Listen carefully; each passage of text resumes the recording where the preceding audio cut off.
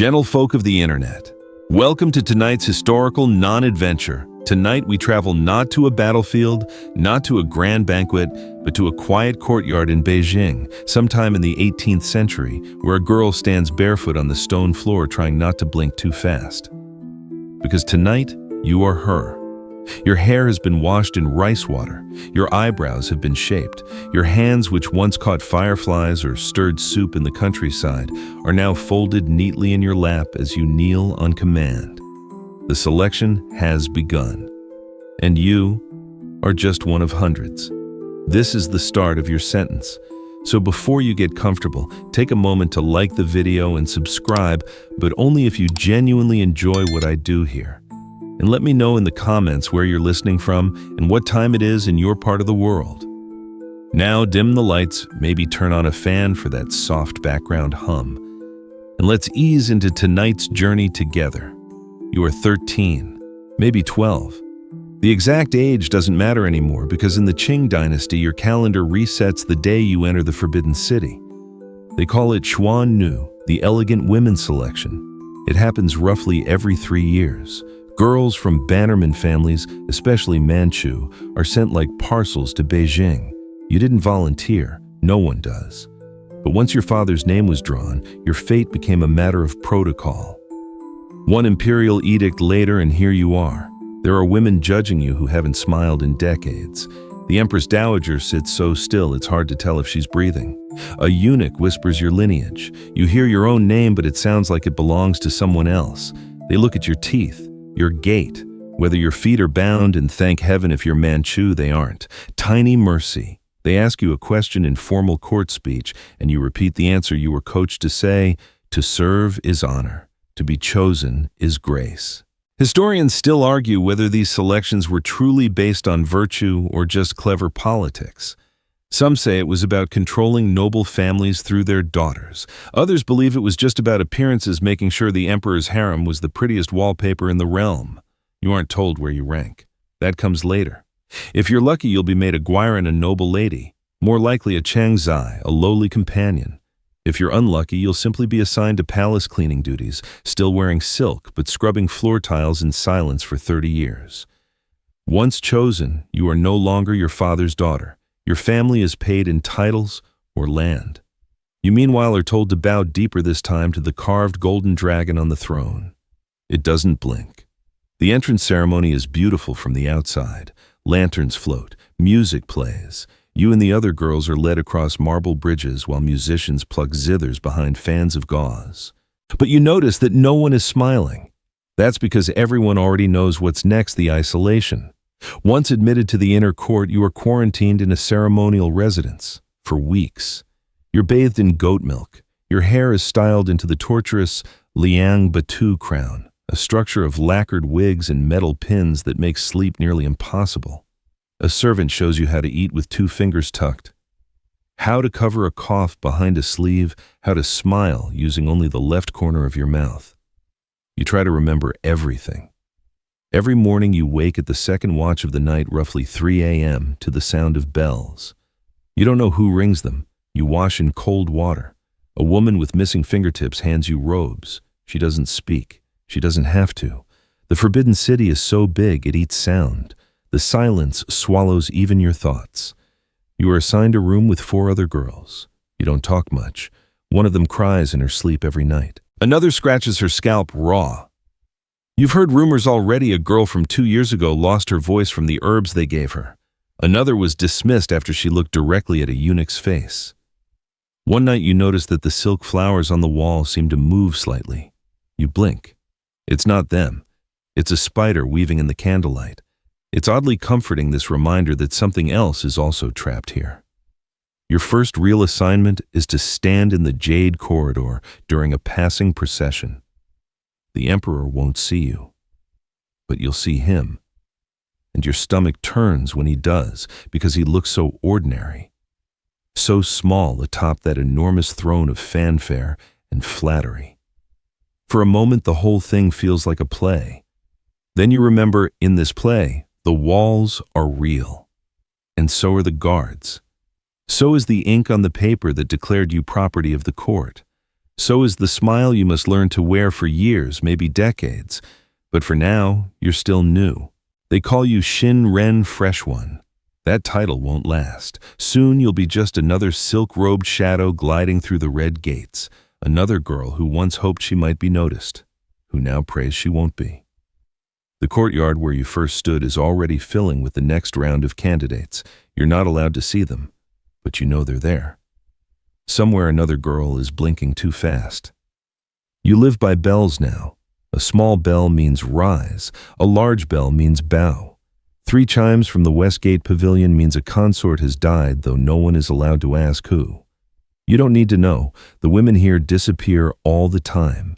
Each day is divided into segments: preparation, presence, prayer, and polish. You learn these by repetition, not by choice. The old matrons retired.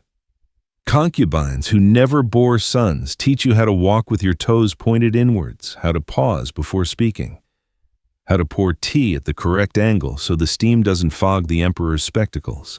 You ask no questions. That's rule number 1. Rule number 2. Everything is a rule. You keep your hands tucked in your sleeves. You bow lower than you think necessary. You breathe shallowly because deep sighs are considered arrogant. A girl named Suo Suo once laughed too loudly during embroidery hour. She was reassigned to the laundry bureau the next day. No one has seen her since. Your room is beautiful. Gold inlaid panels, silk mosquito netting, painted cranes on the wall. But the window doesn't open. You sleep on polished wood with a lacquered pillow. It's shaped like a crescent moon and just as forgiving. You still have a name technically, but here you are mostly called by your rank Changzai.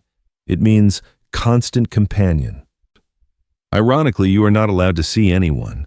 The inner court is divided into 6 palaces, each with winding corridors and tiny hidden courtyards. You are assigned to one but forbidden from visiting the others unless summoned. You rarely are.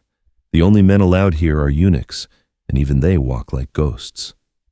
Eyes lowered, keys jingling softly at their hips. Their silence is contagious. There are whispers that some eunuchs aren't fully eunuchs. Historians still argue whether the court turned a blind eye to certain arrangements. After all, hundreds of women, 1 man, and centuries of waiting. Something always happens, and someone always pays. You quickly learn that mistakes here don't echo, they disappear. One time you spill ink on the hem of a noble consort's robe. You fall to your knees before she can even look down. She doesn't punish you, not directly. Instead, her maid asks your head attendant to have you assign night watch duty sweeping snow off the lotus courtyard until sunrise. It's the middle of winter. Your fingertips turn gray. You learn to kneel for hours without shaking. You learn to fake gratitude. Your meals arrive in silence. Steamed lotus root, pickled vegetables, a bit of fish if you're lucky, no knives, no hot sauces, nothing too rich or stimulating. You're not allowed to eat garlic. You're not allowed to speak during meals. One girl was punished for slurping, to fill the days you embroider. Mostly phoenixes, always phoenixes. You're told it's auspicious, but you suspect it's just propaganda. You once stitched a goose instead, quiet, dull, dignified. A matron noticed and made you unpick every thread. Sometimes the emperor visits your palace, but never your room. When he comes, the entire staff is reshuffled. The courtyards are swept 4 times. Even the flower pots are replaced. You are told to apply powder to your neck in case he glances your way. He never does. And still, you must prepare every single day as though tonight will be the night. You are brushed, pinched, perfumed. You burn sandalwood in your sleeves to mask the cold sweat scent of fear. You wear an outer robe stitched with bats and peaches. You smile with your eyes slightly lowered. Your real fear is that he will choose you. Because then everything changes. You'll be promoted, of course. You'll move to better quarters. But now you live in a glass box. Every gesture is watched. Your food is tasted before you eat it. You are given special hair ornaments that dig into your scalp. Your body belongs to ritual now. And if you become pregnant, then the stakes triple. Many girls would kill to carry the imperial blood. But just as many miscarry under suspicious circumstances. Herbal mistakes, accidental falls, bad feng shui in the bedding layout. Historians still debate the number of children born in the palace versus the number officially recorded. The math doesn't add up. One of your companions, gentle Leander, once told you about a dream she had. In it, the palace corridors were endless, but outside people danced barefoot in the grass. You laughed quietly when she said that, and then she was gone. They said she broke a vase during New Year's rehearsal, a priceless vase. You never saw her again. You begin to forget the sound of wind. You forget what real food tastes like, something spicy maybe, or crunchy. Your senses dull into compliance. Your hands grow skilled at needlework, your face skilled at stillness. You become what they want you to be, quiet, polished, ghost-like. And yet, even ghosts have memories. Sometimes you remember the feel of your mother's hand brushing your forehead. You try to picture your father's face, but it fades.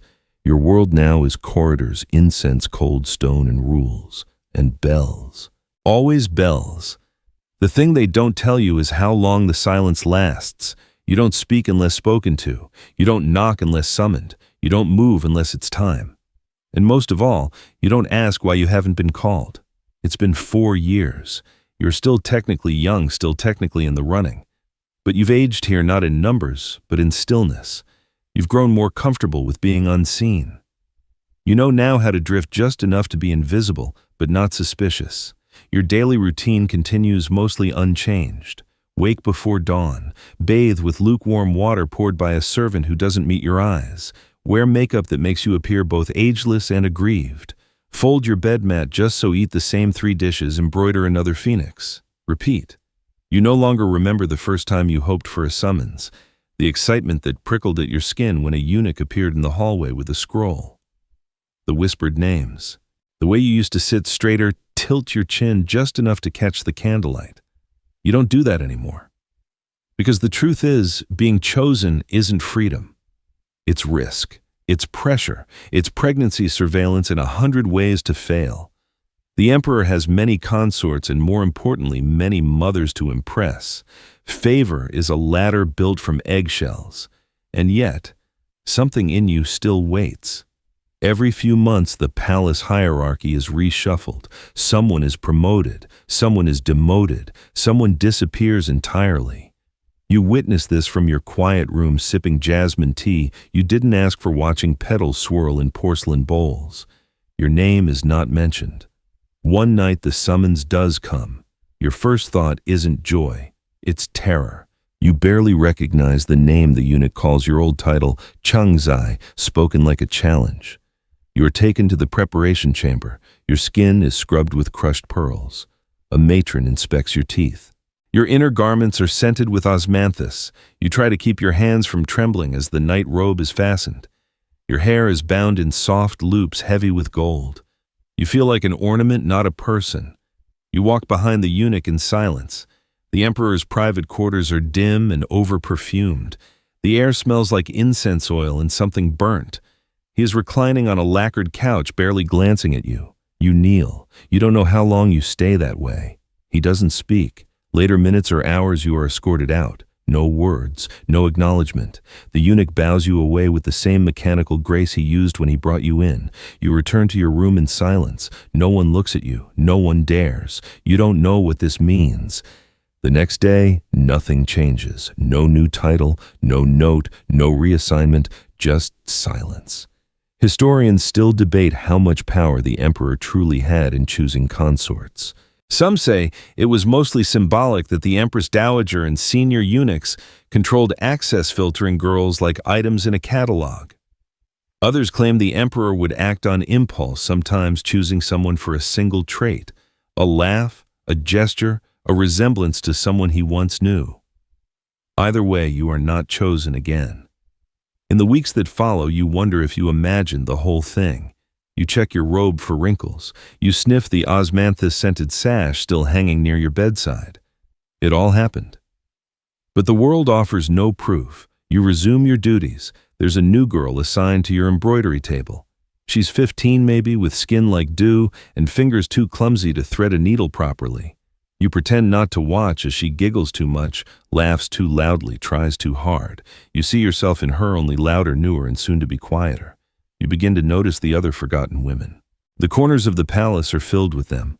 Consorts from years past, still dressed in their rank colors, still pretending to matter. They sip tea, slowly speak only when spoken to, and stare at koi fish with alarming focus. Their names no longer appear on rosters. Their robes fade into the red walls. Some have gone mad. One woman walks the corridor every morning at the exact same time, reciting poetry to herself. Another insists on sitting at the dressing table from dawn to dusk, reapplying the same layer of powder until her face becomes a mask. They are not removed. That would be impolite. Instead, the palace lets them fade quietly like brushstrokes in the background of a painting. You're still young. You remind yourself of this often. You still have a chance. But your mirror no longer agrees. The shadows beneath your eyes linger longer. The lines around your mouth don't retreat. You speak less each year. Still, you paint your lips each morning. You fix your collar, arrange your fringe, because it is what's expected, because the game is still technically on, because to do otherwise would be to admit that you are done here. And you can't afford that, because women who stop pretending tend to disappear. You're not the only one waiting. The palace is full of women like you, ranked, titled, perfumed, forgotten. But some are not content to fade. Some plot, some play, and some win, briefly. You watch as one of the lesser consorts suddenly ascends. She was called Mei Jin's soft gold, barely 20, with eyes that never stayed in one place. One day she was a first attendant quietly folding sleeves in the tailoring chamber. The next she was being carried in a gilded sedan to the emperor's quarters, her name inked onto the official record in brilliant red. For weeks she is everywhere. New hair ornaments, special dishes, a private garden all her own. Her laughter floats across the lotus ponds. Servants bow lower. Eunuchs run faster, and then silence. She's gone. Not demoted, not transferred, just gone. You ask no questions. Everyone learns from Mei Jin, not just about what to do, but what not to do. The more attention you receive, the more enemies you attract. And in the Qing court, a misplaced glance, a rumored letter, or even the wrong flower in a vase could become a scandal. There are rumors, of course. Mei Jin insulted the empress. Mei Jin poisoned a soup. Mei Jin was pregnant and the baby wasn't royal. Historians still argue whether these women truly fell from favor due to politics, jealousy, or simply because someone else wanted their space. It doesn't matter now. Her private garden is sealed, her name erased from the duty scrolls. You once embroidered a handkerchief for her peonies and moths. Now you pretend you never met. The palace never forgets, but it does erase. Still, the power games continue. You begin to notice the patterns: which girls are allowed to sit closer to the fire during gatherings, who receives better fabric for their robes, who gets accidentally scalded with tea or receives a bitter herbal tonic that stains their lips. You've witnessed a girl trip over her own trailing hem and dislocate her jaw.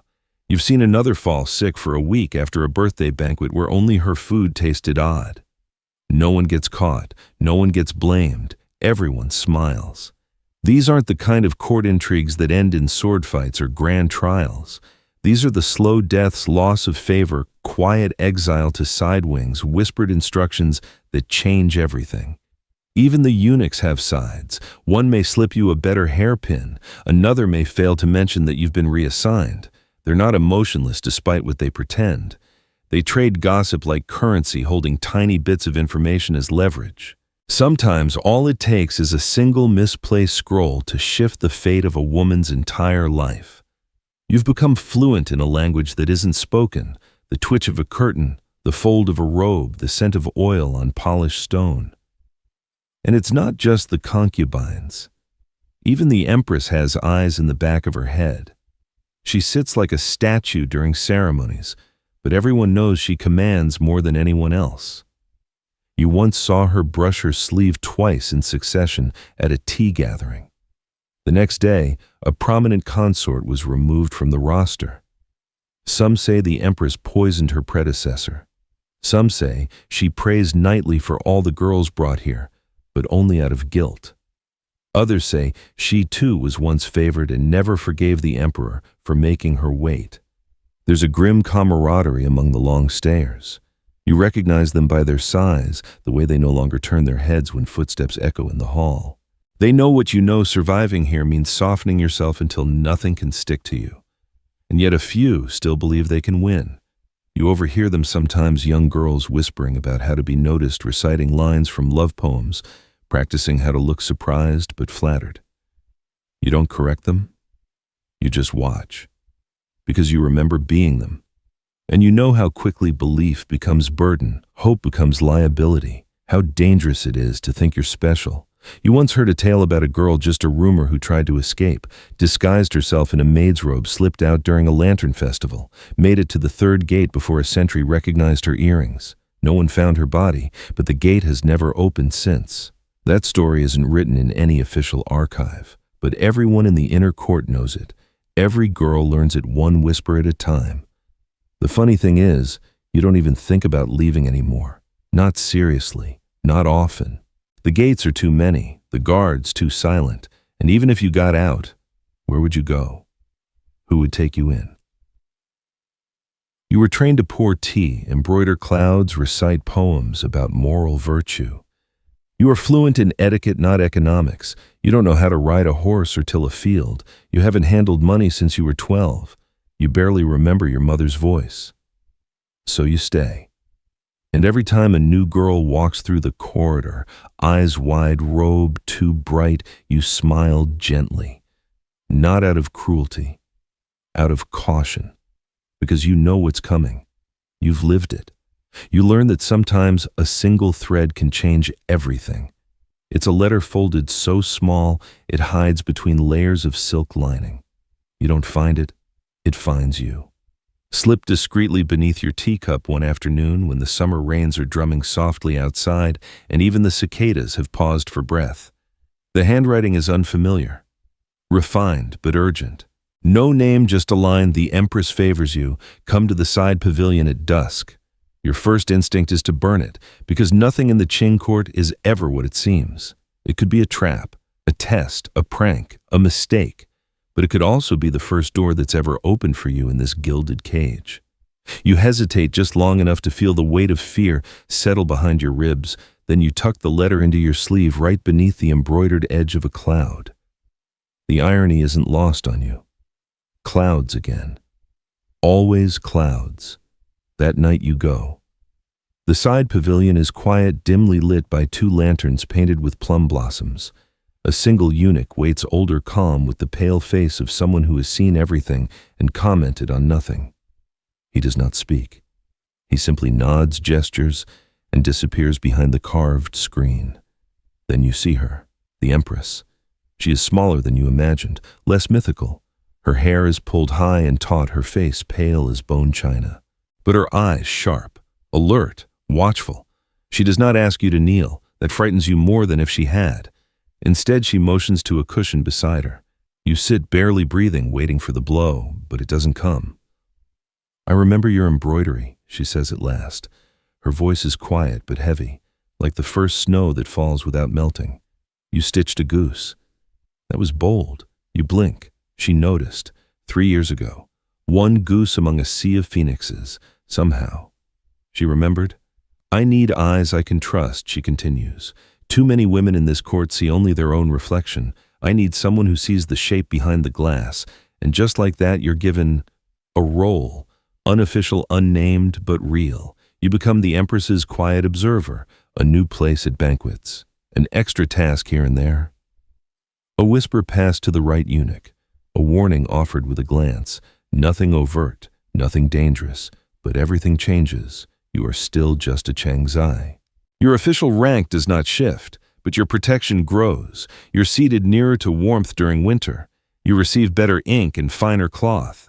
You notice that certain aggressive consorts stop looking your way. You sleep better, not because the world is safer, but because now you're inside the current, not drowning beneath it. Historians still debate how much power women in the inner court actually had. Some argue the Empress was merely ceremonial, a symbolic mother to 1,000 silences.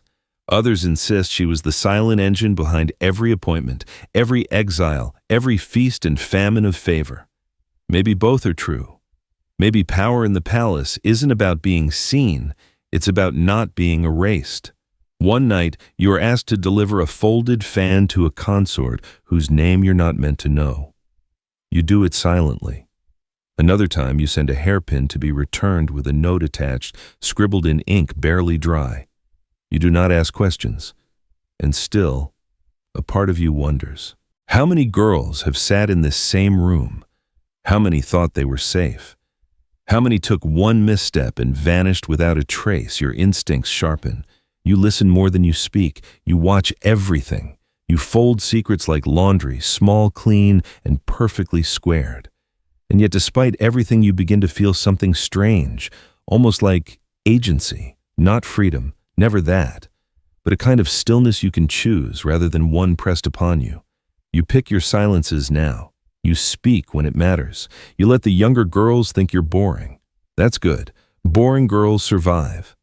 There's a girl named UA who reminds you of your younger self. Bright-eyed, too eager. She asks questions, stays late in the painting hall to perfect her lotus petals. You don't warn her not directly, but you walk slower near her. You mention the draft from the Western screens. You suggest she switch to the other side of the embroidery table. She doesn't know you saved her. You don't need her to, because kindness here can be dangerous too. One night you're called again, not to the Empress, to the Emperor. Your hands shake as you change. The robe is red this time, embroidered with dragons and pearls. The hairpins are heavier. You are older now, wiser, less afraid but more aware of what it all means. When you enter the room, smells like camphor and sandalwood. He is older too, tired, thinner. He speaks your name softly. He asks where you're from, what your mother liked to cook. You answer in measured tones. You know how this goes, and yet it is not what you expected. He falls asleep before midnight. You sit beside the candle until it gutters. A servant leads you out before the first bell. You are not summoned again, but you don't feel dismissed, not this time, because now you have something no one else here does. You have your eyes open. The palace ages you in ways you don't feel until years later. You look in the mirror one morning and realize your eyes have sunk just slightly. The rouge doesn't sit the same on your cheekbones. The girl who arrived trembling in silk is still there, but now she stands straighter, and she watches the doors, not the throne. You are no longer the youngest in your quarter, far from it. Now when new girls arrive, it's you they bow to. Not because of title, you're still technically a low-ranking consort, but because of something else, something heavier than silk. Time. You've outlasted favorites. You've survived a change in chief eunuchs. You were present at the death of an empress dowager, though no one was allowed to weep too loudly. You've seen entire wings sealed for renovation that never reopened. And you've become good at disappearing while staying in plain sight. Each season now blurs into the next. The same petals fall, the same festivals repeat. The same lanterns are lit, the same calligraphy scrolls hung at the same angles. But your mind is sharper. You notice the two new guards outside the plum pavilion, the different calligraphic hand on the weekly menus, the odd quiet surrounding a noble lady who once never stopped talking. Your memory has become your strength. You recall which eunuch was once loyal to Mei Jin. You remember who wore mourning white longer than required and who didn't mourn at all. These things matter now, even if no one says them aloud. Sometimes the Empress still calls for you. She never says thank you, but her glances hold meaning. She no longer needs to explain what she wants. You are her silence when needed, her eyes when others look away. And in a place like this that's a kind of immortality, you once thought favor meant escape or happiness. Now you understand it means protection, and protection when rationed is the closest thing to freedom you're going to get. Still, there are quiet moments. At night, when the bells stop and the candles have burned down to wax stumps, you sometimes sit by the carved lattice window and let your thoughts wander where your feet never could. You imagine the world beyond the walls, the noise of the marketplace, the smell of dumplings frying in the street, the way real rain feels not filtered through palace eaves, but splashing straight on your cheeks. Historians still argue whether women like you were prisoners or power brokers, whether the Qing court offered them opportunities through careful maneuvering or simply suffocated them with gold-plated rules. You know the answer is both. You remember one old consort long retired from attention who once whispered to you, "This place rewards the quiet, but forgets the silent." You didn't understand then. Now you do. There's no glory waiting here, no final promotion, no grand escape, just slow fading unless you leave something behind. And you've decided what yours will be. The young girls come to you now, for advice, for help. They ask how to tie their sashes, how to interpret the Empress's expressions, how not to cry when a favorite gets chosen over them again and again and again. You don't teach them everything, that would be unkind. But you teach them just enough. You teach them where to walk in the winter so the stone won't crack beneath their slippers. You teach them how to slow their breath during evening inspections. You show them how to write letters in code just in case they ever need to send one without anyone knowing. They call you sister. You don't correct them. One day you'll be moved to a quieter wing. It's already happening. Your bed has been shifted. Your embroidery supplies are thinner. There's a new girl in the room next to yours who sings too loudly at dawn. But you're not afraid. You've left traces of yourself in this palace in whispered lessons, hidden stitches, paused glances. In the Empress's eyes when she scans a room and lets them land on you for just half a second longer than needed. This place may forget your name. It already has for many others. But some girl years from now will survive because you taught her how to hold her hand still when frightened. And that's enough. You've lasted, not as a wife, not as a mother, not as a name carved on a stele, but as something softer, quieter, more enduring. A ghost the palace could not shake off. And now, finally, you let yourself rest. You fold your robe. You loosen the pins in your hair. You let the candle burn a little lower tonight. And for the first time in years, you let your back touch the bedding fully. You're not on call. You're not on display. You are still here. And in the Forbidden City, that is victory. Now the bells have faded, the corridors dimmed, and the whispering shadows of the Qing court have settled once again into their gold-framed stillness. You lie back, body heavy with memory, mind soft with silence.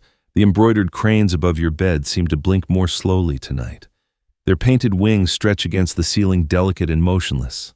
A hush has fallen across the lacquered floors, and even the cicadas outside seem to pause in deference. You're older now, but unbent. Quieter, but not hollow. You've survived a world that wasn't built for you, not by fighting it, but by outlasting it. Not every day was cruel. Some were just dull. And sometimes in the right light you even smiled. Small victories stitched between rules and ribbons. Let that smile linger now. Inhale once more slowly, gently, and let the old palace melt away behind your eyelids. The incense, the whispers, the soft rustle of silk. It all drifts further and further into dream. You're not waiting for the emperor anymore. You never were, really. You were always waiting for yourself, and now you've arrived. So rest, quiet soul. Let the garden gates close and let sleep take the place of ceremony. You've done enough for one lifetime. Sleep well. Hey guys, tonight we drift into a misty corner of the Middle Ages, one where moss creeps up the castle walls. Your bed is made of barley sacks and mystery hay, and the loudest sound at dawn is a pigeon coughing outside your window. You're not a knight or a noble or even one of the interesting plague doctors. No, tonight, you're just you, the 6th footman for light duty in the service of Lord Farquaad. Your job is neither glamorous nor particularly well-defined, and the pay is, well, let's not talk about pay. But what you lack in silver, you more than make up for in long hours, cold porridge, and a deeply personal familiarity with the castle's least used staircases. You probably won't survive this century without a back injury or two. So before you get comfortable, take a moment to like the video and subscribe, but only if you genuinely enjoy what I do here. And let me know in the comments where you're listening from and what time it is there. Now dim the lights, maybe turn on a fan for that soft background hum, and let's ease into tonight's journey together. The straw pokes your neck again. You shift slightly, but the scratchy linen blanket only follows. It's still dark black as burned onions, and the crows haven't even bothered to scream yet. You lie there unmoving until the old brass bell in the pantry tower gives its one-note sermon time to wake up. You rise from your shared rush bed like a reluctant beetle.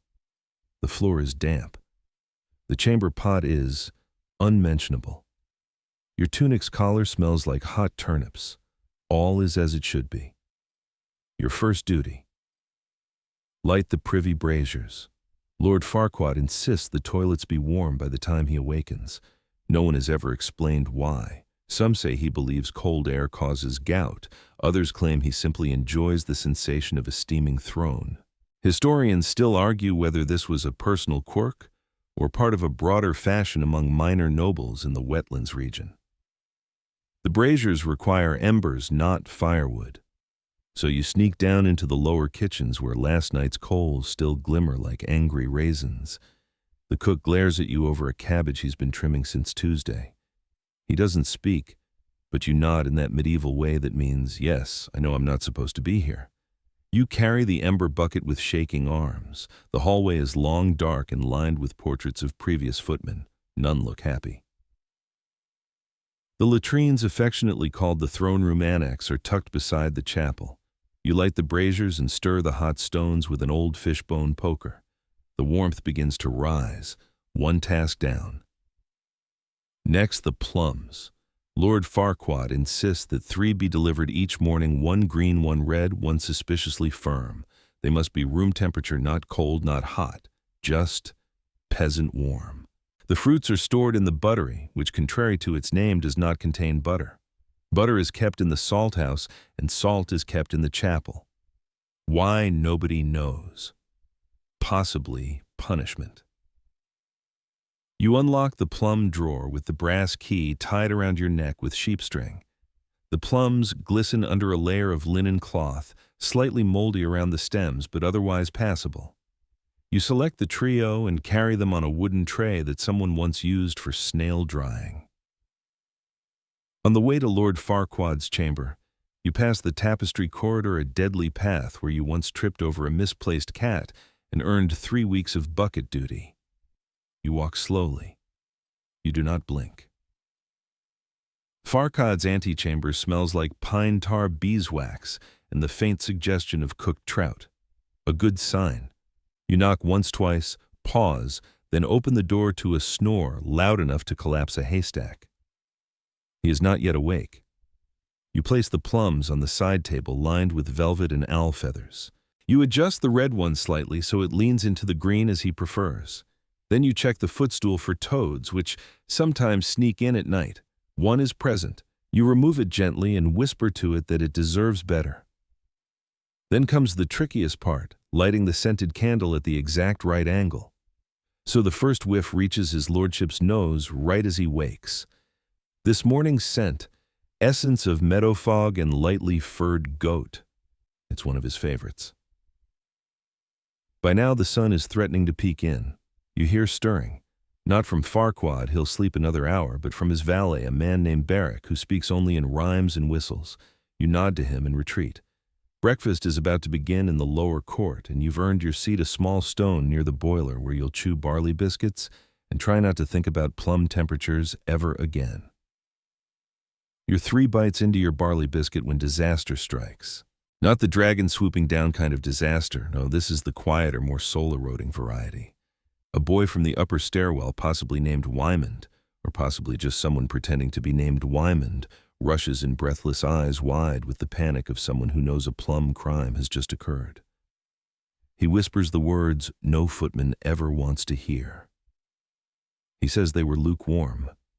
Your mouth dries instantly. The room stills. Even the butter clerk drops his spoon. Lukewarm is neither hot nor cold. It is the worst kind of failure, ambiguous, deniable, and yet utterly inexcusable in Farquaadian terms. You don't bother with explanations. There is no tribunal. You simply stand, wipe your hands on your tunic, and begin the long walk back up to the antechamber to face the consequences of moderately tempered produce. Farquaad is sitting upright in his bed, his beard wrapped in linen like a fancy ham. His expression is one of disappointment, but not in the plums, in existence itself. His voice is as thin as boiled thread. They tasted roomish, he says. You nod, which is dangerous because it could be mistaken for agreement. You try to say something like, "It shan't occur again, my lord," but it comes out as, which doesn't help. A punishment must be devised, but not immediately. Lord Farquaad is late for his semi-private bath inspection, so he waves a dismissive hand and murmurs something about the lavender problem. That's worse. That means later. You slink back into the hallway, and there is Barrack again, humming a tune about frogs in leggings. He hands you a scrap of parchment. Lavender audit begins now. You know what to do. Of course you do. You head to the garden where the castle's lavender is grown in tidy military-like rows. Your task, identify the correct strain of lavender to be used in Farquaad's embroidered drawer sachets. You've been told that only lavandula angustifolia will do, but the gardener insists he planted lavandula dentata because it smells cheekier. Historians still debate whether the differences between the two are real or the invention of a particularly vengeful apothecary. You pluck a sprig and sniff. It smells like lavender. The second one smells the same. The third smells faintly of cabbage. You pocket it anyway. You now need to bring this lavender selection to the maidservant who is steeping linens in the southern boiling pot. But when you arrive, you discover something odd, a single chicken standing directly on top of the linen vat. Eyes closed, meditating. No one knows where it came from. You are not paid to question poultry, so you shoo it gently away. It does not move. You try humming. Still nothing. Eventually, you bribe it with a pea and a prayer, and it flutters down with an indignant squawk that will later be described in the castle records as emphatic. You hand the lavender to the washer, who sniffs it and says nothing. She simply nods once and throws it into the pot like an accusation. Returning to the inner courtyard, you're summoned again. A page in purple hose and a regrettable hat informs you that the soot report is overdue. You sigh. The soot report. Of course. Every week, someone must assess the castle chimneys for soot cohesion, which is something the Lord once read about in a miscopied Roman engineering scroll. You collect the soot measurement spoon, a bent ladle, and ascend the south tower.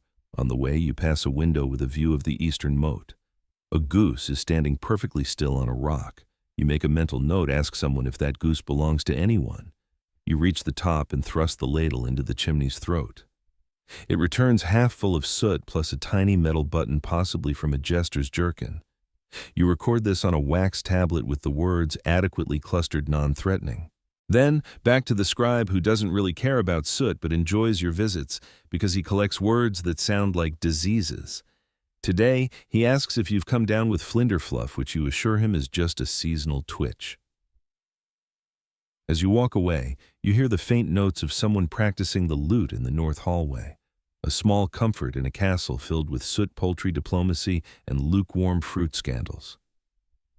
You're starting to think this isn't the worst job you've ever had.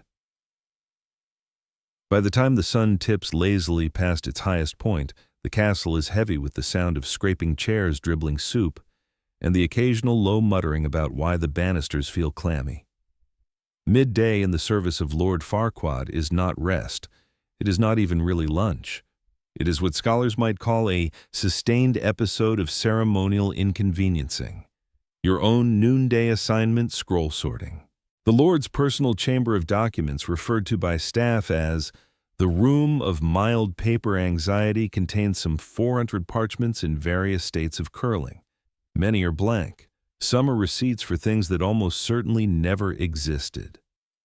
E.g., one unicorn brush, scented for underarms. One is signed King Farquaad, though your lord has never technically held a crown, just a collection of ornamental thimbles. You are to organize these scrolls into relevant and irrelevant, though no one has explained which is which. You begin your task with the measured precision of someone who knows it will never be finished. A single scroll details the castle's egg-to-sparrow ratio over a 7-year period. Another contains only the phrase, "Note, never trust a man with 2 names," repeated 11 times. Scholars still argue whether this scroll was meant as a warning, a riddle, or simply the result of a scribe who ate too much fennel. Just as you finish sorting a bundle marked various damp affairs, a knock sounds at the door. It's Chadwick, his name pronounced as if he's apologizing while sneezing, carrying a note from the steward. The hallway apparently has begun to echo too much. You follow Chadwick to the second-floor corridor and stand very still. Sure enough, your own footsteps bounce back at you with troubling enthusiasm. The echo is louder than it used to be. This is not your job, technically, but since no one else is available to investigate acoustic anomalies, it has fallen to you. You try placing a rug in the middle of the hallway. It helps slightly, then a chair. Then you hum a small tune, Ode to Warm Porridge, and note that the E-flat comes back sharper than expected. Lord Farquaad passes by just then on his way to inspect a newly embroidered handkerchief. He pauses. He listens. Then he nods solemnly.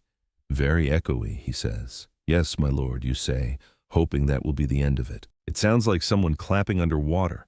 You agree, though you've never personally heard underwater clapping. He nods again and continues walking. You consider this a win. You return to the scroll room to find a cat asleep in the highly relevant pile. You do not disturb it. Instead, you move on to your next task, helping set up the afternoon council meeting, which is not a real council meeting, but rather a scheduled sitting where Lord Farquaad pretends to listen to petitions while mostly focusing on embroidery samples. Today's agenda includes a dispute over where the communal goose should be tethered, a minor complaint about aggressive basket weaving in the servants' quarters, a suggestion that maybe, just maybe, the Eastern Tower isn't entirely straight anymore.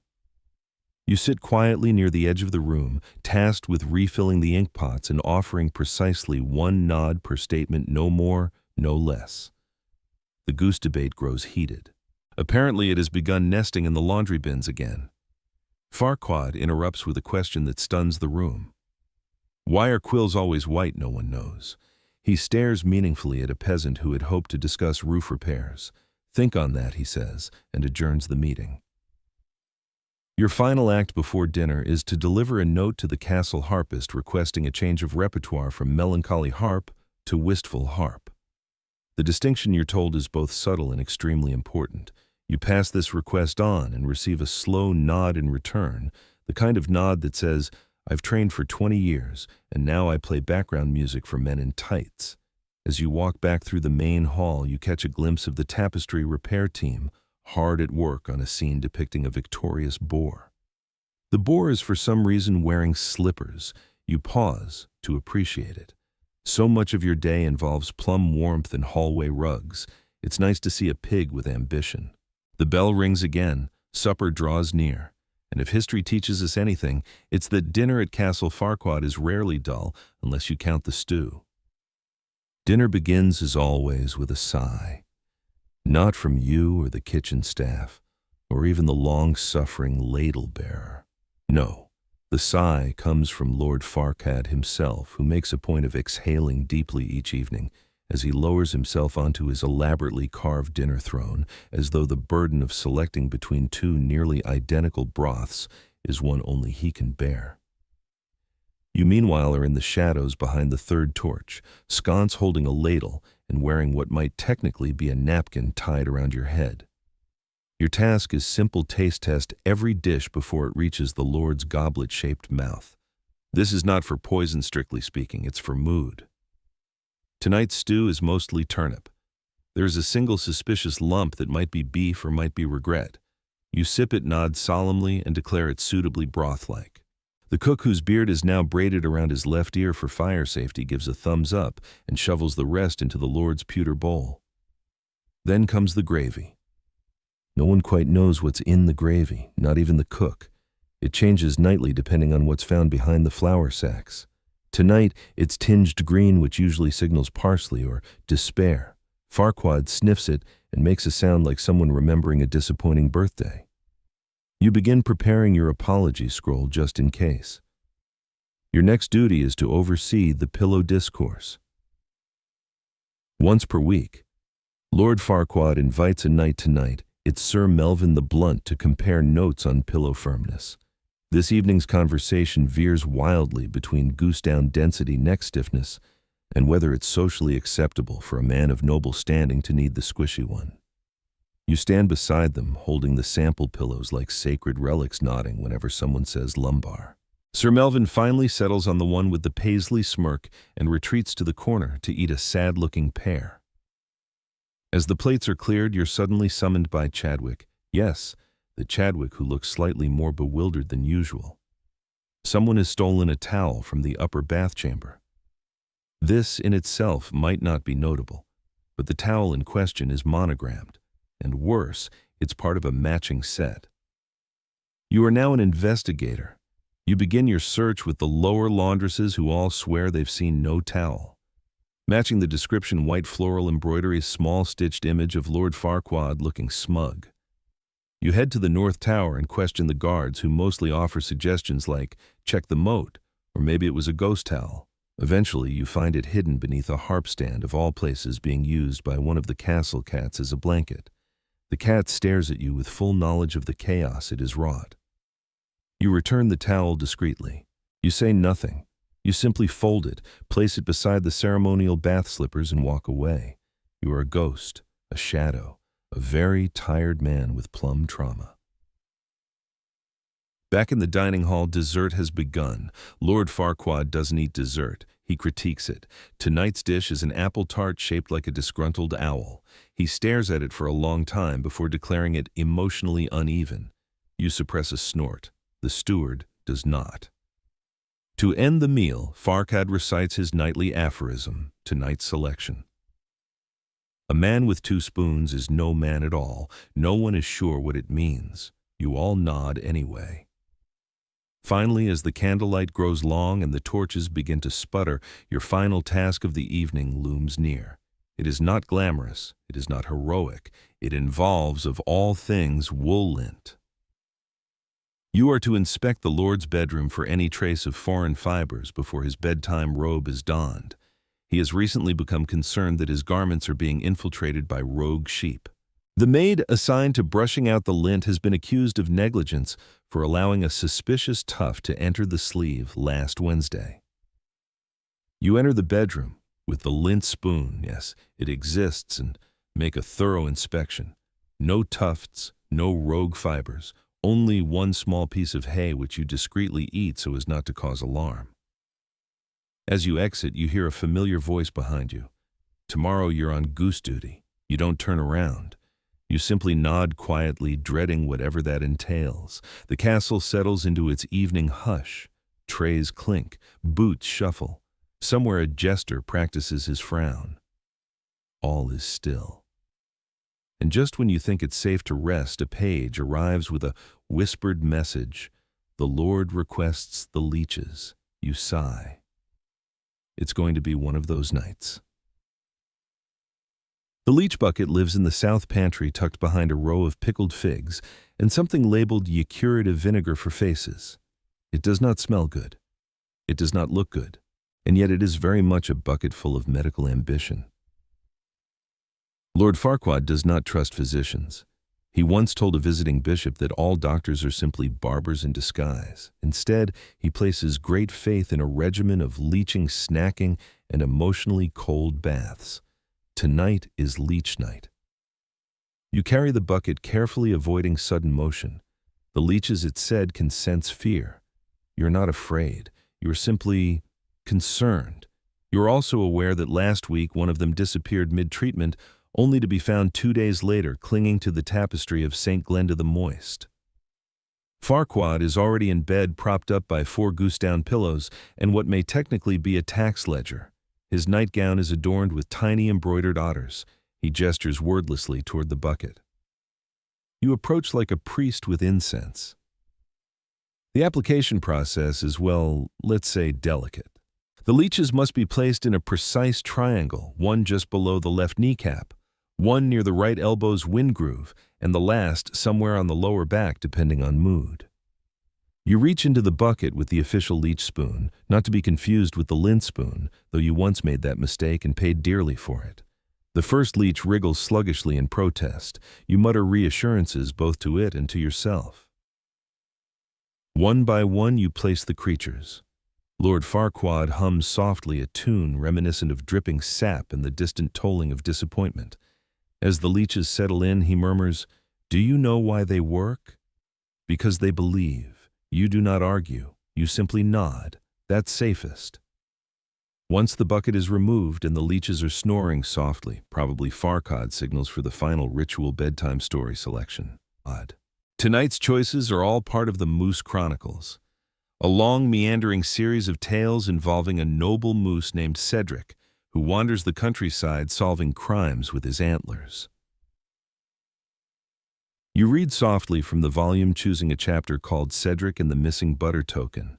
It's mostly dialogue between Cedric and a suspicious hedgehog, but Farquaad seems pleased. He sips his chamomile broth and chuckles, once an unsettling, papery sound. Eventually the Lord's eyes close. His breathing slows. One of the leeches slides off with a plop and is caught mid-air by the valet, who waits silently in the shadows like a professional. You bow once, twice, and retreat from the room with your arms full of linens, towels, spoons, and questions. Outside, the night has truly fallen. Stars blink lazily overhead. Somewhere in the distance, a cow sighs. Your own bed awaits, still made of barley sacks, still mildly damp, but it is your damp. You settle in, aching slightly from the day's work, but also weirdly proud that not a single plum was dropped, nor a leech misapplied. As your eyes drift shut, you hear the muffled honk of a goose from the upper battlements. Right, goose duty tomorrow. You've never envied a bird less. The castle is quiet now. The rushes on the floor settle under the soft tread of slippered feet. Even the fire in the great hearth has dwindled to a red glowing memory, casting just enough warmth to keep the stones from sighing. Outside, clouds drift over the moon like lazy wool, and the sound of the wind is low, almost like a lullaby written in rustling leaves.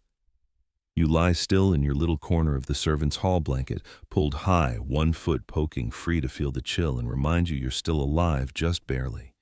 The aches in your arms have quieted. The questions: what was in that gravy? Where did that leech go? Is the hallway really echoing more than usual? Can wait for another day. All around the castle sleeps. The kitchen cat curls deeper into the laundry. The tapestries, still slightly crooked, hang contentedly in the dark. Farquaad himself murmurs something about moose justice in his dreams. And the goose, well, he'll still be there in the morning. So rest now, knowing that nothing truly awful happened today. Only mildly strange things. Soft absurdities, quiet chores, the kind of medieval day that no one will ever write down in history books, but that somehow mattered all the same. You did well. Hey guys, tonight we drift into the foothills of a forgotten range where the air tastes like iron and sheep outnumber secrets. You're standing at the edge of a medieval village no map dares to label, somewhere between a disputed border and a particularly stubborn patch of thistle. Mist crawls between the stone houses like a lazy cat, and overhead, the wind rattles wooden shutters that haven't closed properly since the last king forgot about them. Somewhere nearby, a rooster is practicing his morning crowing 3 hours too early as usual. You, dear listener, are about to witness the war that never happened. A battle so deeply anticipated, so lavishly rehearsed, and so utterly absent that the villagers still talk about it as if it nearly occurred.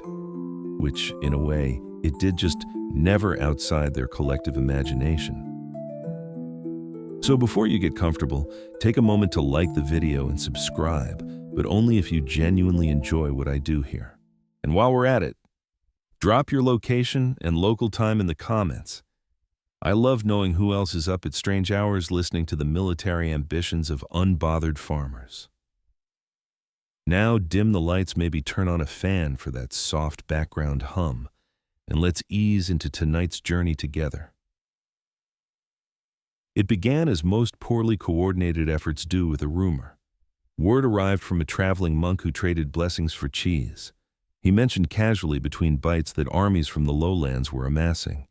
He might have also said something about a storm, a goat with 2 heads, and a miracle involving soup, but only the military bit stuck. Naturally, panic followed. Your village, perched on a sloping hill and surrounded by nothing more than rock walls and bad decisions, had no real strategic value. Still, the idea of invaders stirred something ancient in the hearts of the villagers. defending their land, protecting their goats, maybe getting new tunics out of the deal. It was all very exciting.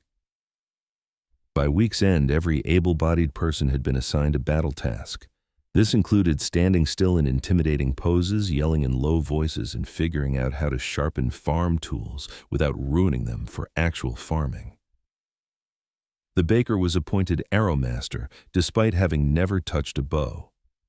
The weaver was tasked with banner design, though she mostly embroidered alarming slogans like, "Get out probably, and we have a ladle." Historians still argue whether this spontaneous martial organization was rooted in genuine fear or just a desperate bid to avoid threshing season. What's certain is that training became a daily ritual. Dawn stretches in chainmail made of linked spoons, evening sprints with buckets of pebbles tied to ankles. There was even a training chant, although half the verses were accidentally lifted from a hymn about Saint Plectrudis and her lost shoes. One afternoon, you find yourself enlisted by your neighbor, a man named David, whose beard is older than some trees, to help dig the trench. The trench turns out to be more of a shallow groove, barely deep enough to twist an ankle. Still, David insists it's a vital defensive structure and names it the Ravine of Glory. You nod solemnly. It's better than cleaning the chicken hut. Every strategy meeting ends the same way, with someone suggesting a flaming hay trap and someone else pointing out that all the hay is still needed for the animals. And besides, no one wants to be the one to explain to the priest why half the village burned down preemptively. The priest, for his part, blesses the warriors with water that suspiciously smells like diluted beer. He mutters Latin over a sheep's skull and occasionally waves a turnip as a stand-in for divine favor. You try not to make eye contact. To be clear, no actual enemy ever appears. The road remains quiet, the borders unchallenged. But the drills persist, gaining complexity. Wooden shields are painted with family crests of dubious authenticity. Helmets are fashioned from cooking pots, one of which still smells of leek stew and dignity. At night, you lie on your straw pallet sore from a day of rigorous pretend combat. Your arms ache from wielding a practice halberd carved from a particularly uncooperative log. Your legs are covered in scratches from crawling through fox tunnels, which are just irrigation ditches repurposed with alarming enthusiasm. And yet, you feel something else. Something warm, even proud. Maybe it's the camaraderie or the shared silliness of serious faces under crooked helmets. Maybe it's the simple fact that you finally have an excuse to yell to the ditch without being judged. The older villagers watch with a mixture of amusement and mild alarm. They've seen enough actual conflict to know what war truly brings. But they say nothing, letting the younger ones dream of glory and slightly overdone tactics. One woman, Salome the midwife, claims she remembers a real soldier passing through once. He stayed a single night, borrowed 3 eggs, and left before dawn. She's not sure what he looked like, but insists he carried an aura of sadness and a faint smell of garlic. No one disputes her. As the weeks wear on, the village becomes a patchwork fortress of ambition and hay. Lookouts are posted on the hill, although mostly they just nap under blankets and occasionally shout, "Still no one," just to stay in practice. Training routines are refined, roles are reassigned. You're promoted to rear defense observational liaison, which turns out to mean you sit behind the pig pen and wave if something happens. Nothing happens. But still the idea of battle lingers. It seeps into daily chores, turning firewood, stacking into siege preparation, or cheese making into alchemical weaponry. Don't ask about the curd bombs, just don't. No one quite knows when the war will come, but everyone agrees if it does, they'll be ready. Probably. You wake before dawn as usual to the sound of someone trying to whisper a war song without waking the geese. Outside, dew clings to the grass like gossip, and the cold bites gently at your fingers as you fumble into your makeshift tunic, recently upgraded with an extra flap that does nothing but flap. The village is already stirring, banners fluttering limply in the mist, and someone's burning something that smells suspiciously like cabbage, but is confidently being called battle stew. Today is Tactics Day, or rather tactics, is painted on the sign hung slightly crooked above the goat shed, now serving as the war room.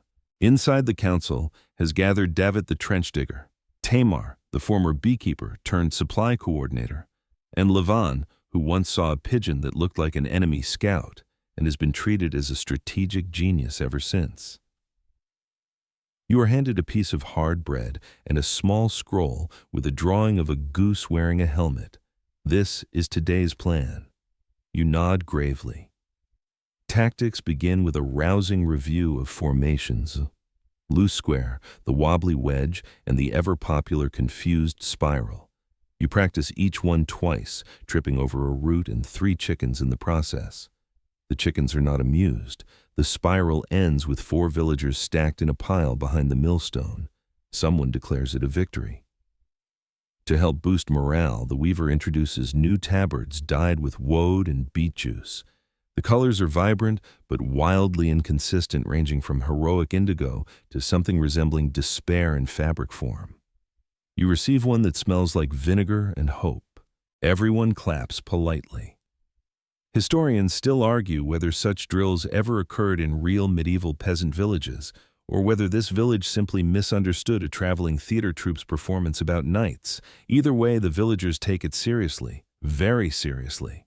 The pretend enemy, an empty sack on a pole, now wears a straw crown and is referred to as the Dread Duke of Mudwater. You are instructed never to laugh at his name. Mid-morning, you're sent to practice shouting. There's a spot near the south fence where your voice echoes slightly, so everyone gathers there to rehearse intimidating battle cries. After a few awkward starts, someone finally lands on defenden. The cabbages, which gets a cheer. You scream it 5 times, each one louder than the last, until a shepherd 2 hills over sends word asking politely if the cabbages are okay. Then comes camouflage training. Everyone lies in a shallow ditch and covers themselves in leaves. It is surprisingly effective until David sneezes and startles a goat into the ditch, leading to general leafy chaos. The goat is later knighted. There's a brief seminar led by Tamar on psychological warfare. She introduces the idea of unsettling poetry shouted at the enemy. Sample lines include, "Your trousers look like regret, and we boiled your dreams into soup." The results are mixed, but the energy is undeniable. During lunch, you gather around the communal pot, eating something gray and warm, while a young boy named Nico sketches battle maps in the dirt with a stick. One of them appears to involve hiding inside barrels and popping out with loud accusations. You find it brilliant. A visitor arrives mid-afternoon, a traveling tinker with a cart full of broken tools and 3 surprisingly intelligent chickens. He listens to the war plans, nods solemnly, and then trades a bent ladle for 3 arrows made from whittled fence posts. The arrows are ceremoniously added to the village arsenal, which now includes a net full of walnuts, a blunt scythe, and a stick labeled "Do Not Use Emotional." You're sent to patrol the ridge with Levan, who claims he once spotted enemy smoke there. You walk in silence for a while, watching the sun sink behind the trees. It's peaceful. Birds chirp. A breeze carries the smell of pine and distant stew. You ask him what he'd do if an army really did appear. "I'd wave," he says, and then pretend to be a very confused shepherd. Not a bad plan. By evening, preparations turn to defense of the livestock. Each family posts someone near their animals armed with a ladle or a stern look. You draw goose duty again. The goose does not recognize your authority. Training concludes with a reenactment of the Battle of the East Gate, which never happened. Still, it is retold in full costume with choreographed falls and dramatic groans. You take an impressive fake arrow to the leg and are declared most fallen. Someone makes you a crown from braided grass. Despite the blisters, the splinters, and the ever-present threat of being beaned by a walnut, there's a strange sense of pride in it all. You sleep in your clothes just in case the call comes at midnight. It won't, but you like pretending it might. The moon rises silver and slow, casting long shadows over the watchposts. From your straw pallet, you can just hear the distant creak of armor made from old buckets and the soft clatter of someone sharpening a rake. No one has attacked yet. But should they ever try, The cabbages will be defended. You wake to the soft thud of a turnip landing in a bucket. It's a sound you've come to associate with serious meetings. Sure enough, the elders are gathered again beneath the slanted eaves of the grain hut, seated on mismatched stools that creak ominously with every gesture. The scrolls are out. The ceremonial stick is being passed around. Today's topic: fortifications. You are promoted temporarily and without clear authority to assistant log stacker. Your job: help reinforce the west fence with a barricade made of firewood laundry poles and one suspiciously wet hay bale. As you work, a boy named Soso suggests adding spikes. These spikes, he clarifies, will be made of hardened bread crusts. No one questions him. He once stopped a charging pig with a loud hiccup, and respect follows that kind of performance. The fence is soon covered in an uneven fringe of sharpened sticks dangling bells, and thanks to the blacksmith's niece, a row of hanging spoons that chime eerily in the breeze. For psychological effect, she says, it works. You flinch every time they tinkle. Inside the village, the smithy is a hub of nervous creativity. Horseshoes are being bent into sling ammo. Helmets are fashioned from cooking pots, most with eye holes punched out by hammer and guesswork. Your own helmet is a dented ale tankard tied to your head with twine. It smells like courage and mold. Historians still argue whether rural villages actually invested this much time in military theater, or whether this particular village simply suffered from a profound lack of distractions. Either way, the fortifications grow. The grain stores are rearranged into defensive stacks. The chicken coop is moved to a tactical perch, which is really just the top of the old cart. The chickens are not consulted. You're sent on a scouting mission to the edge of the woods with two others. You carry a painted banner crudely depicting a bear fighting a turnip intended to intimidate. It doesn't work on the bees you accidentally disturb.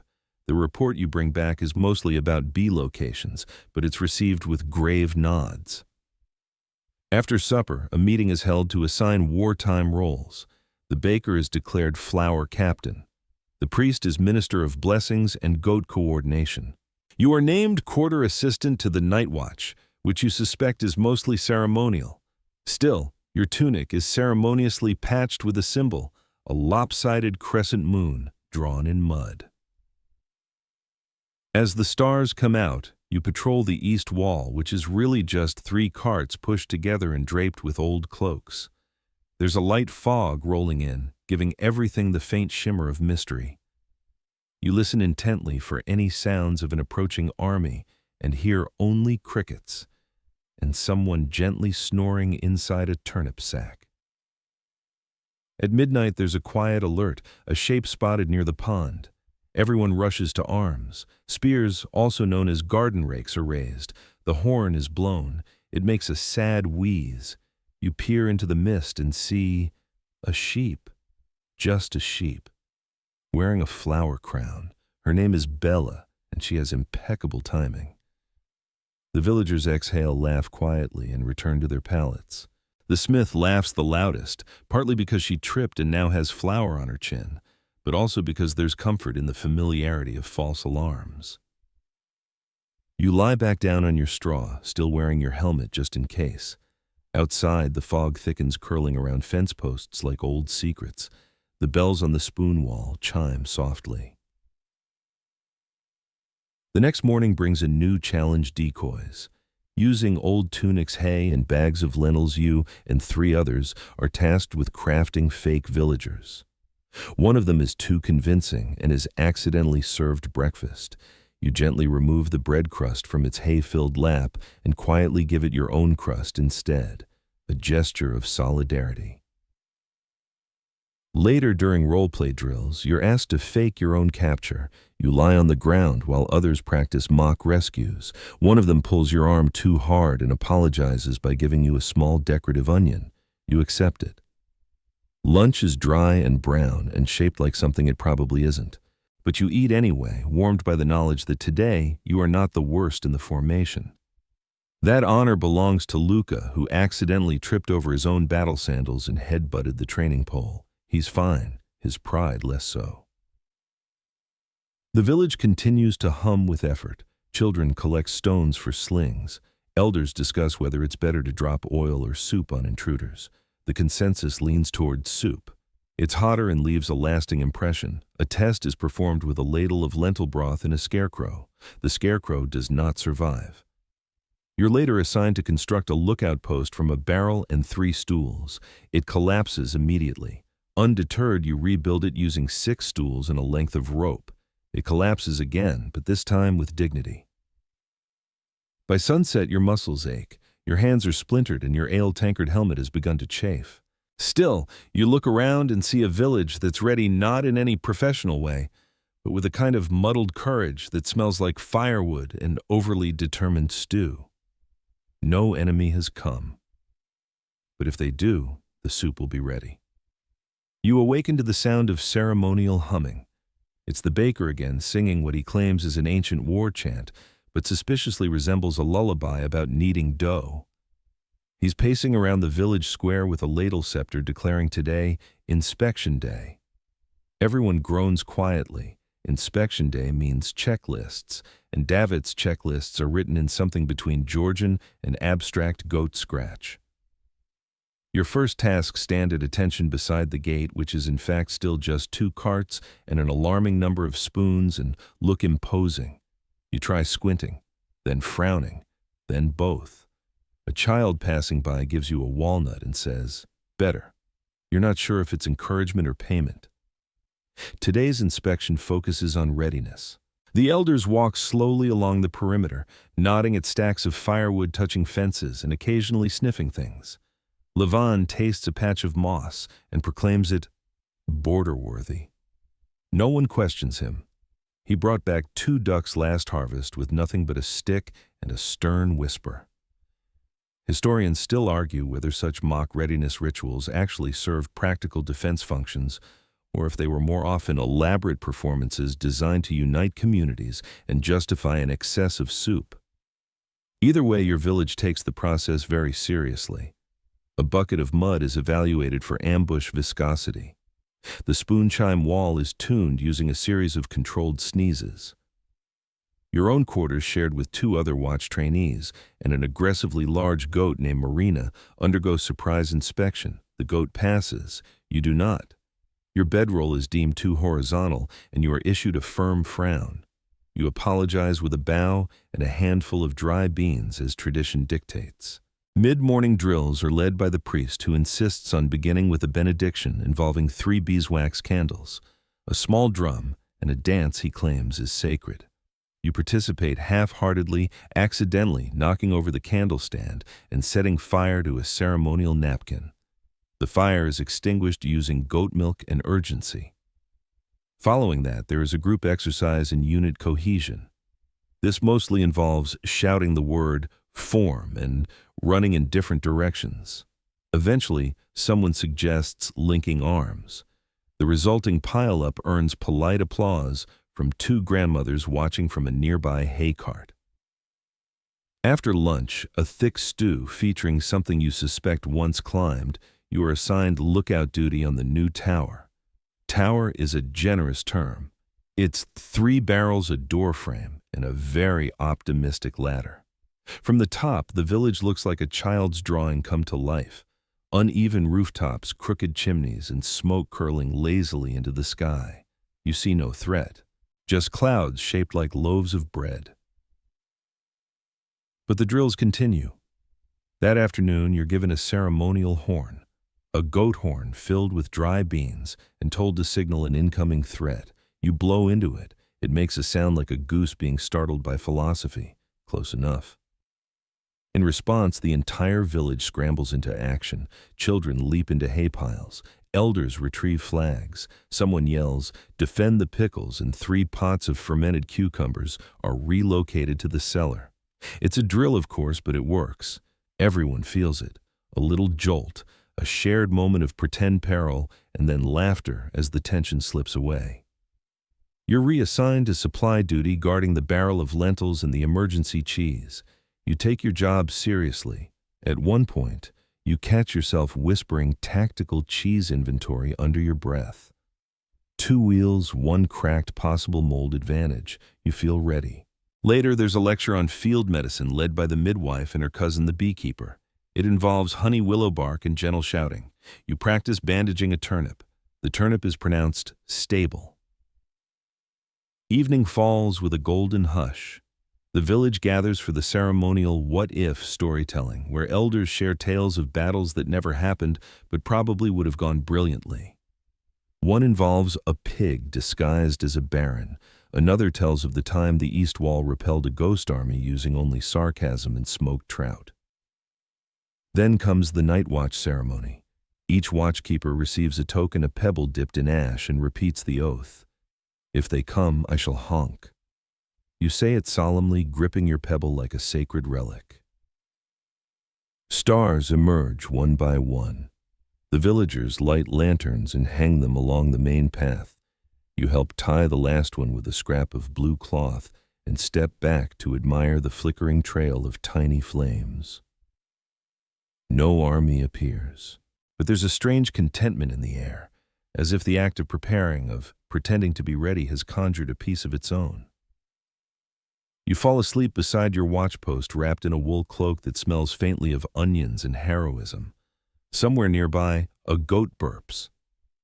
You dream of leading a charge, not with swords, but with confidence and a well-thrown loaf of bread. By now you move through the village like a well-oiled cartwheel, still squeaky but strangely efficient. You've stopped asking why you're polishing a ceremonial ladle for the third time this week. You just do it, humming softly as the wind shifts through the thatch roofs and bells chime from the spoon wall. You've memorized everyone's wartime roles. Tamar is now chief of stealth, mostly because she once went an entire morning without anyone noticing she'd stolen all the dried plums. Luca has been promoted to head of loudness. He takes the role seriously and practices by yelling motivational phrases at the chickens. They are on the whole unimpressed. Today is a training day. Again. The word training has become so loose it now includes activities like holding a stick while thinking brave thoughts or walking in a confident manner towards soup. Your assignments simulate an ambush using only cloaks, a wheelbarrow, and some wet hay. You spend the better part of an hour trying to fit yourself and the hay into the wheelbarrow. The result is not stealthy, but it does confuse the goat, so you count it as a win. Midway through the morning, the elder declares it is time to test the contingency protocols. This mostly involves hiding all the pickled vegetables and shouting code words like marzipan and the moon has teeth. You duck behind the woodpile with three others clutching a clay pot and trying not to sneeze. It is somehow both exhilarating and profoundly silly. Historians still debate whether these drills had any long-term strategic benefit. Some argue that the sense of purpose alone was worth it. Others note that the drills mostly resulted in stubbed toes and one unfortunate incident with a collapsing stool and a particularly defensive duck. Either way, your village presses on. Later, the blacksmith unveils a new invention, the defensive rack. It's a drying rack slightly sharpened. She demonstrates its tactical potential by pointing at it while raising one eyebrow. Everyone claps. You suspect the applause is mostly for the eyebrow. Your daily duties now include threat assessment, which involves wandering the perimeter, noting things like that. Log looks suspicious, or clouds shaped like wolves today. You write your reports on bark with charcoal and leave them under the offering rock. No one reads them, but the goats enjoy chewing them, so the cycle continues. That evening, the village holds a mock negotiation with enemy envoys, played by the smallest children in the village, wearing onion sack cloaks and demanding bread. The negotiations end peacefully after the exchange of one crusty heel and a dried fig. Success. You're feeling confident, maybe too confident. So when the elder suggests a surprise siege test, you nod earnestly. 10 minutes later, you're locked inside the granary with 6 others tasked with surviving for an hour using only what's inside. The supplies include 1 pickle, small cup of millet, and a deeply confusing mural someone painted of a horse with wings. You use the hour to hold a war council and nominate yourself chief of moral support. You are unanimously approved. Your speech about resilience lentils and the spirit of the threshing floor brings several nods and one spontaneous nap. Eventually, the doors open. You emerge triumphant, holding the empty pickle jar like a trophy. No one cheers, but someone offers you a turnip, which feels similar. The next day, the priest blesses the entire village with beeswax smoke and a song that rhymes valor with cellar. Everyone stands still, eyes closed, until a chicken jumps on someone's head and the spell is broken. You all laugh. It feels like a release valve turning gently. That night, you gather with the others around a fire pit, each person sharing their favorite moment of training. The answers range from when I fell into the flour barrel and no one noticed for 10 minutes to when the wind blew our flag directly into the goat pen and sparked a three-goat dance. Your own answer is simpler, when no one attacked and we all still showed up. As the fire dies low, the elder declares that in his view, the village is now unquestionably prepared for conflict, or at least a strong argument. It's the highest praise anyone's received in weeks. You smile, curl up in your cloak, and let the smoke and the stars blur together. The bells rustle, the turnips rest, the world for now is safe.